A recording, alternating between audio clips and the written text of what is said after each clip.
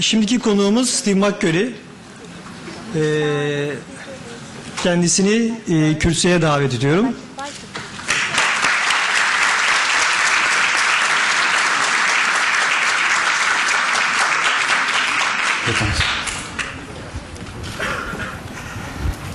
Let's see. Does this work? Yeah. Okay. Good. I mean, I unfortunately don't speak Turkish, so I'm going to have to rely on translators back here. Yeah. If I speak too fast, just alert me and I'll try and slow down. It's a pleasure to be back in Istanbul. My first trip here was in 1970. That's a long time ago. I was a young student traveling around. I worked in Europe for a little while and drove down with some friends to Istanbul. My next trip, when I came back, was in about 10 years ago when I did a story for National Geographic Traveler magazine. It was kind of a magazine about more about tourism than anything. But I think Istanbul in Turkey is one of the great visual places in the world. Istanbul. I have many friends that have worked here and made books in Turkey and Istanbul. So it's a pleasure to be here. Is there a way to turn off the lights on the side? It's a little disconcerting. Yeah, that's better. Thanks. So anyway, I'm very happy to present my work to you.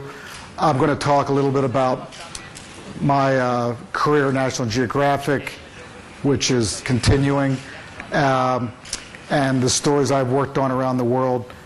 And at the end, I'm going to talk about my finding the Afghan girl and that whole experience, which in some ways has defined my career. It's amazing how, you know, in the space of 2 or 3 minutes, when I was actually, the time I spent with her, how that brief encounter can have such a long-lasting impact on your career. And no doubt when my obituary is written, that'll be the lead sentence to the article. But I wanted to go through and show you kind of an overview of my work. I worked on a newspaper. I worked on a newspaper in college, and when I got out of the university, the first job I got was on a newspaper. And I was there for 3 years, and I did sports and fashion and news, and I did everything. I mean, anything that happened in the community, I photographed for the newspaper. And after a while, I got a little bit restless with the newspaper. And I got a little bit. There was a kind of it was a bit monotonous. I kept shooting the same things over and over again. And my real ambition was to travel.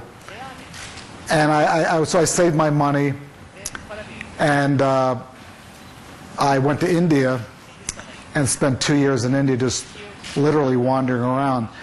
I think the lesson I learned from that was that it's really important to follow your heart and your passion, and to try and do work that is engaging and interesting and that you're passionate about. I think once you kind of feel a bit bored, it's time to move on. And I think that the human spirit needs to be nurtured and encouraged to move on and do creative and interesting things. Anyway, let me show you some pictures here, and at the end we'll have a Q&A, and be happy to answer any questions you might have. The first group of pictures, can we lower these three lights, please?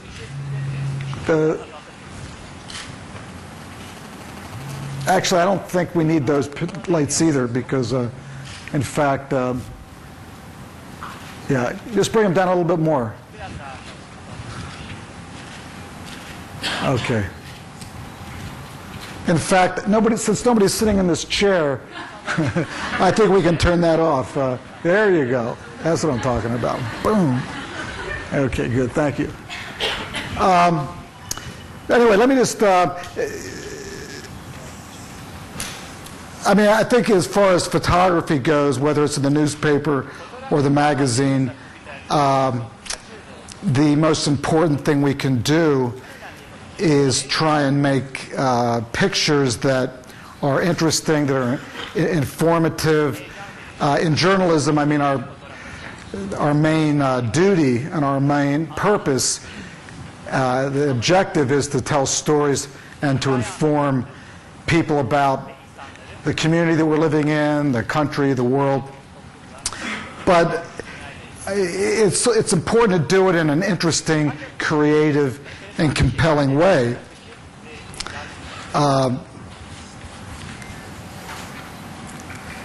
One of the great things, and one of the reasons I went to India, was to I mean, India is so full of culture and color. Can we turn off this light? Is that possible? I just think the pictures will be better. It's just so bright here. If we can take that down. There you go. That's better. Okay, thanks. So I did a story for National Geographic on 50 years of India's independence. And I traveled around the country for 4 months illustrating and photographing religion and culture and population.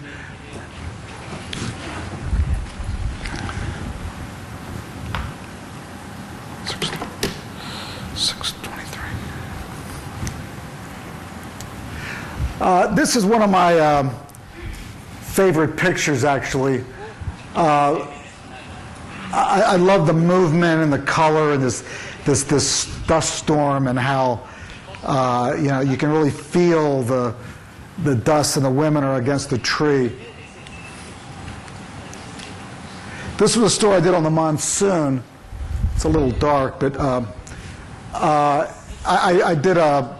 followed the monsoon for several months, and tried to show how important it was, and the drama of waiting for the fact that this agricultural economy was so affected by the rain, and if it wasn't raining.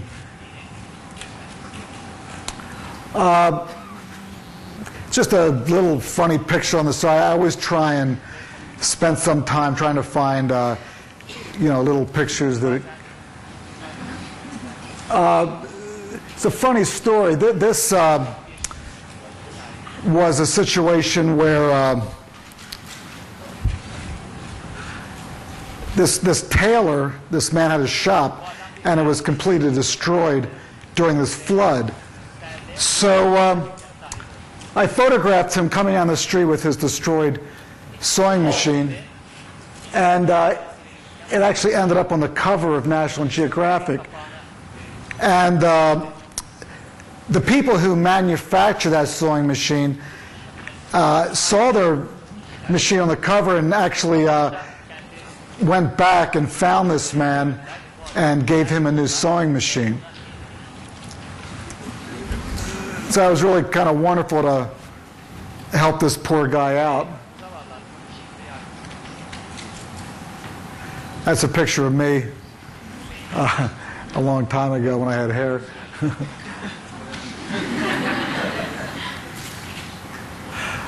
Photographing something iconic. I mean, you have a lot of iconic buildings here in Istanbul.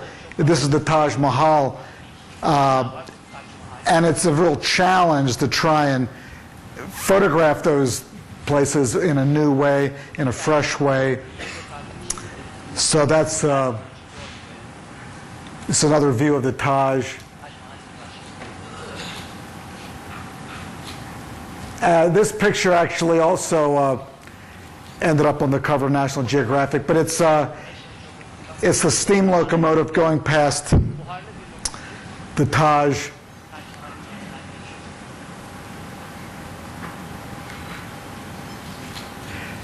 This is coming out of Peshawar, Pakistan, and the door was locked between the kitchen and the rest of the train. So in order to pass the breakfast trays, they had to actually pass it on the outside of the train.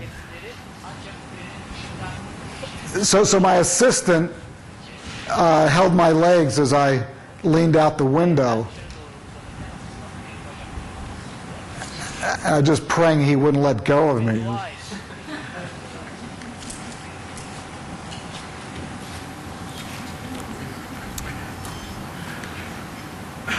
I have a fascination with people sleeping.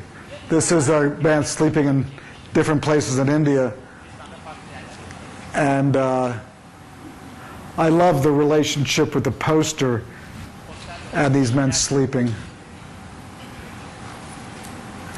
I often try and, actually I don't really look for color so much. My first priority is the story. Oh yeah, just put it right, thanks.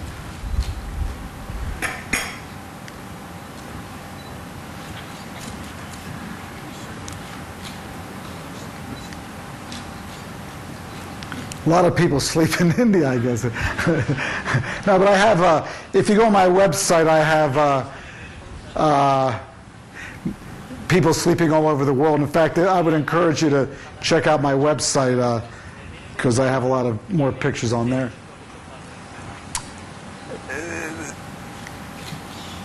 This is a really important story for me.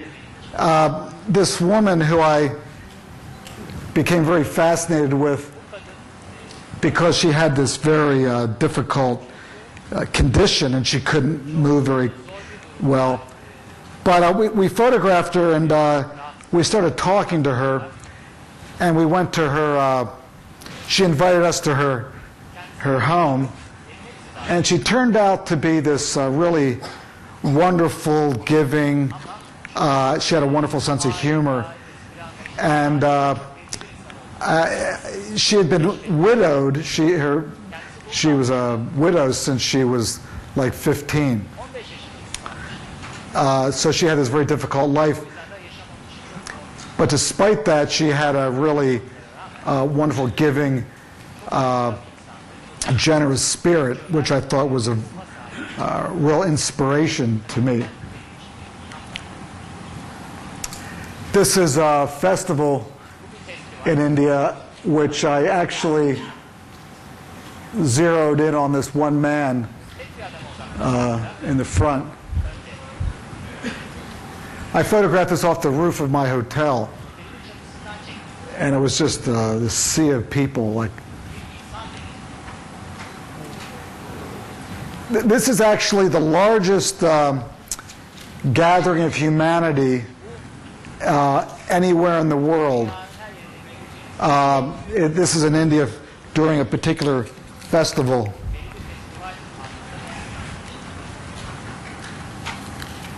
And people, the object of the festival is to bathe in the Ganges. If they believe if you will bathe in the Ganges, it will cleanse their kind of bad karma.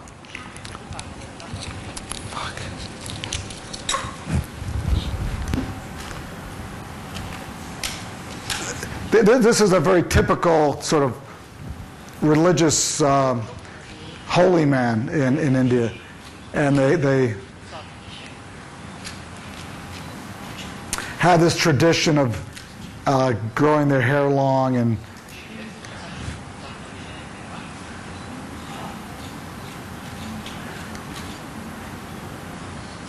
and these holy men will bathe in the river first because they have the highest position. And this is a very typical scene.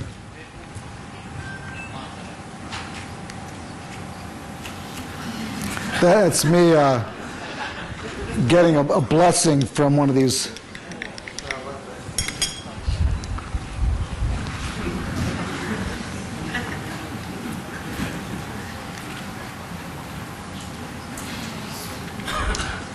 This is children learning how to do a particular kind of dance in India.